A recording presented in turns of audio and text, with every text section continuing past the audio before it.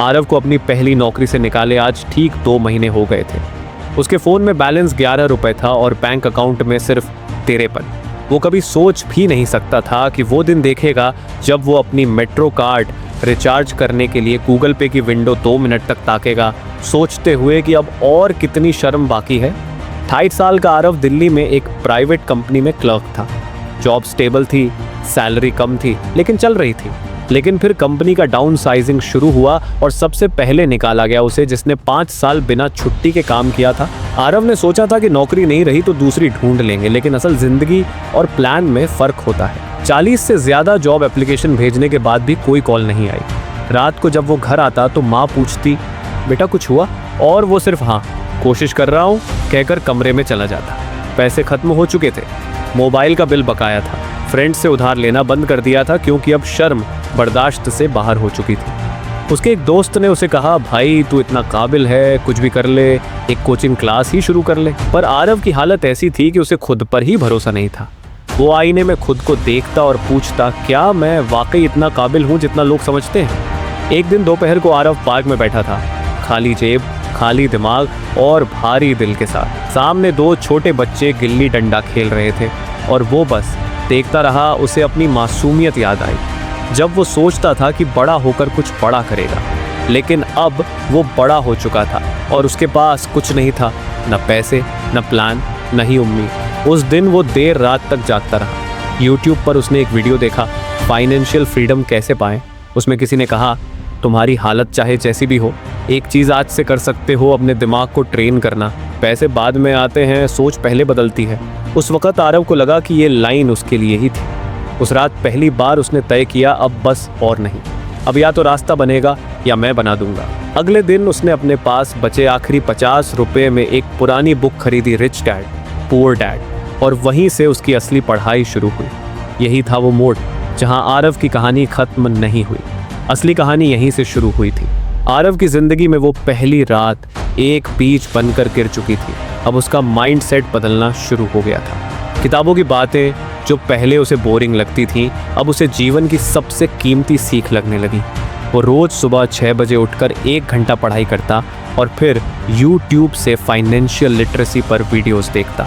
उसे समझ में आने लगा कि असली अमीरी इनकम से नहीं, एसेट्स से आती है। वो जान गया कि सिर्फ नौकरी करते रहना उसे आज़ादी नहीं दिलाएगा। उसे इन्वेस्टिंग, सेविंग और साइड इनकम की ज़रूरत थी। आरव ने तय किया कि अब वो सिर्फ नौकरी के पीछे नहीं भागेगा, बल्कि अपने स्किल्स को बेचने की कोशिश करेगा। उसके पास था डाटा एंट्री का एक्सपीरियंस और थोड़ा सा एक्सेल का ज्ञान। उसने एक फ्रीलांसिंग वेबसाइट पर अकाउंट बनाया और छोटी मोटी गिग्स करना शुरू कर दिया। पहली जॉब मिली 300 रुपये की। खुशी से वो इतना झूम उठा जैसे कोई करोड़पति बन गया हो। वो जान चुका था अब कंट्रोल उसके हाथ में है। धीरे धीरे उसका क्लाइंट बेस बढ़ा। साथ ही उसने फाइनेंस से जुड़ी 10 किताबें पढ़ लीं, the millionaire fast lane, the psychology of money, your money और योर लाइफ जैसी। हर किताब ने उसे एक नई परत सिखाई, खर्च कहाँ होता है, कहाँ बचाना चाहिए, कैसे इन्वेस्ट करें और कैसे वक्त की कीमत को समझें। उसने अपनी आदतें बदली। कोई बाहर खाना नहीं, कोई बेवजह शॉपिंग नहीं। हर महीने की इनकम में से 30% सेविंग और 10% इन्वेस्टमेंट। उसने SIP शुरू की, FD बंद की और एक विजन बोर्ड बनाया जिसमें लिखा था 5 करोड़ रुपए बाय 35। उसका हर दिन अब एक मिशन बन गया था।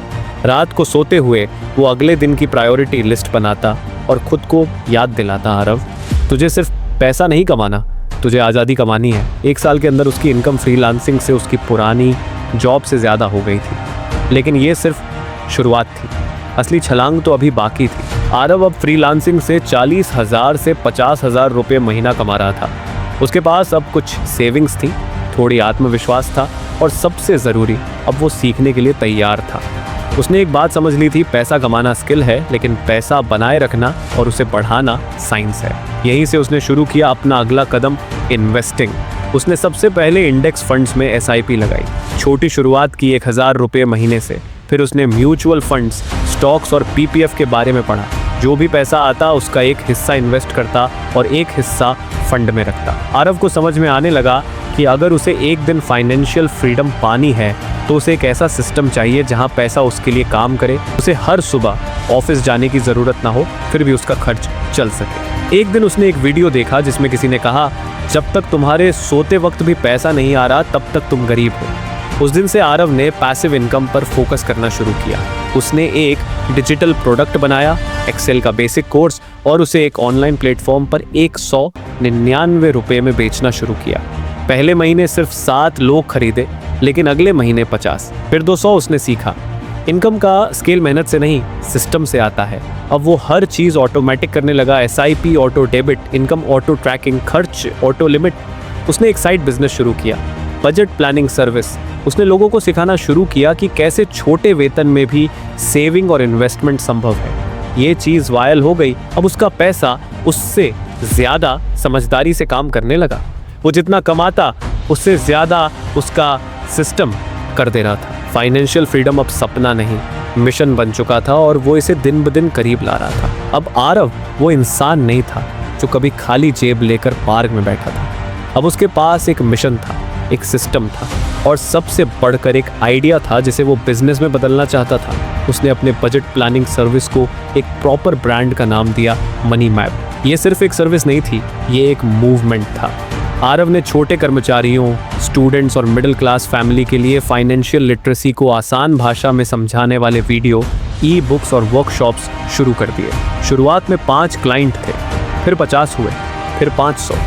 2 साल में मनी मैप के पास 10,000 से ज़्यादा पेड यूजर्स हो गए थे। आरव ने 2 पार्ट टाइम फ्रीलांसर हायर किए, एक कंटेंट क्रिएटर और एक मार्केटिंग हैंडलर। अब बिजनेस ऑटोमेटेड हो रहा था। उसका काम था सिर्फ सिस्टम को मॉनिटर करना और बेहतर बनाना। महीने की इनकम अब 3 लाख को पार कर चुकी थी, जिसमें से आधा पैसिव सोर्स से आता था। उसने उस इनकम को 2 हिस्सों में बांटा। पहला पार्ट बिजनेस के स्केल और टीम पर जाता और दूसरा इन्वेस्टमेंट्स में। उसने रियल एस्टेट में भी एक छोटा इन्वेस्टमेंट किया, एक BHK फ्लैट, जिसे किराए पर दे दिया। अब उसके पास ये सब थे, एक scalable online business, stable monthly income, multiple investment channels और खुद का प्रोडक्ट ब्रांड। एक दिन आरव अपने पापा को बैंक ले गया, जहां उसने अपनी FD ब्रेक करवाई और कहा, अब आपकी रिटायरमेंट का खर्चा मैं उठाऊंगा। उसके पापा की आंखें भर आईं। यही वो पल था जब आरव ने जाना, असली अमीरी पैसे से नहीं, काबिलियत से आती है। अब उसका नेटवर्थ 2 करोड़ के पार था और वो सिर्फ 33 का था, पर उसका सपना 10 करोड़ का था और वो अब दूर नहीं लग रहा था।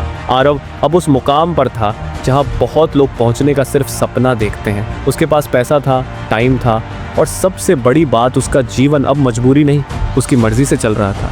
लेकिन एक चीज़ उसे चैन नहीं लेने दे रही थी, वो दिन जब उसके पास 53 रुपये थे और वो खुद पर शक कर रहा था।